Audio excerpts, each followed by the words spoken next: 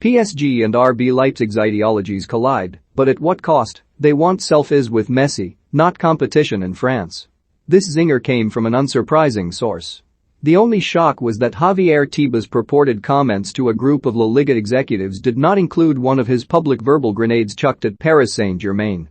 While there is a sea of salt in those words, and in his overall battle with the Qatar-powered behemoth, it is difficult to argue against his premise that there has largely been acceptance, and moreover celebration, of PSG's stampede on competitive balance. There has been little resistance to their summer haul of new recruits, which was crowned by the game's greatest player of a generation and possibly ever.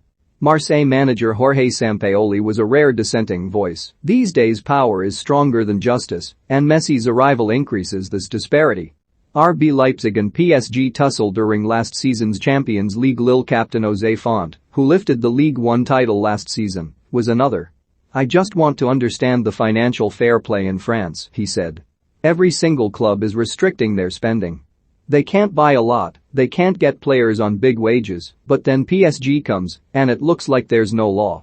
In the main, there was gratitude and fawning that spanned from Saint-Étienne coach Claude Puel speaking about Messi's arrival like a wide-eyed kid and claiming a huge boost for the division, to Brest boss Michel Der Zakarian declaring that the Argentine gives him a heart-on. Ligue 1 chairman Vincent Labrune, a former president of PSG's arch-rivals Marseille, offered what many external eyes felt to be a ridiculous statement. This unique event, the arrival of Messi, is the result of the strategy of the Paris Saint-Germain management, which has enabled the Parisian club to become one of the biggest franchises in world sport in 10 years, it read. On behalf of French professional football, I want to thank PSG chairman and CEO Nasser Al-Khelaifi for making this dream possible. It was derided by Bundesliga officials, which won't come as much of a jolt, given the hostile reaction RB Leipzig receive in Germany. With PSG hosting them in the Champions League on Tuesday, it allows a window into how the ownership models of the respective teams are treated. Lionel Messi has made 5 appearances for PSG so far this season. Qatar's superpowering of PSG, read also reputation laundering, is seen as the savior for French football. They have Leo and Messi as magic, as Labrune signed off his S6T6A6T6E6M6E6N6T6 love letter to the club, which will entice fresh sponsors and a larger audience. They have Neymar, whose signing helped balloon the value of Ligue 1's international broadcasting rights from €25 million, £21 million, up to €80 million, £67 million. They still have Kylian Mbappé, for the moment anyway, who can go on to become the first French Ballon d'Or victor since Zinedine Zidane in 1998. They have Jordan and Dior and since the takeover by Qatar Sports Investments in 2011, PSG have won 7 league titles. The club have yet to storm the continental scene, but are edging ever closer, having reached the final and the semis in the previous 2 campaigns. There is an acceptance of their dominance, a deferral to it. Leipzig, meanwhile, are greeted with banners that read "Kein Acceptance, no acceptance." Founded in May 2009, after purchasing the playing rights of SSV Markranstadt, then in Germany's 5th tier, they are seen as a manufactured product of Red Bull investment rather than a real football organization. Leipzig are viewed as the enemy as part of German football's soul, the 50+1 rule, which stipulates that clubs must hold a majority of their own voting rights. Only investors who have been involved with a club for more than 2 decades can apply for an exception.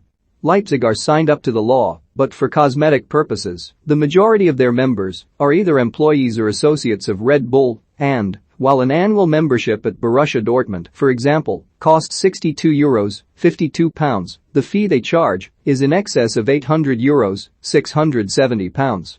It is why any positives stemming from the club, smart recruitment, sustainable operations, investment in youth and coaching development, come with a caveat, according to Matt Ford.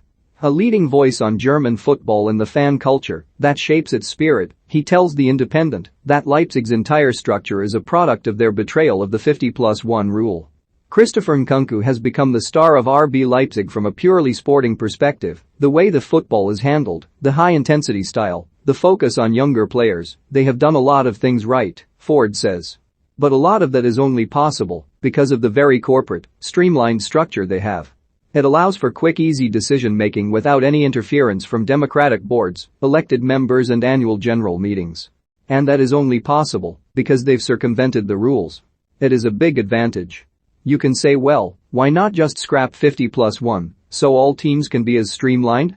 But then you abolish so much of what is great about German football: the low ticket prices, a huge reduction in the socio-political work that goes on like campaigning against anti-discrimination, and you take away the active stake of supporters. Fans would become passive customers.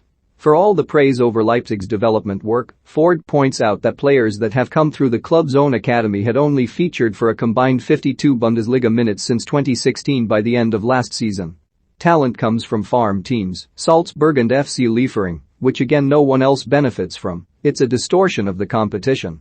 In Germany, fan groups regularly boycott traveling to Leipzig games or engage in elaborate protests.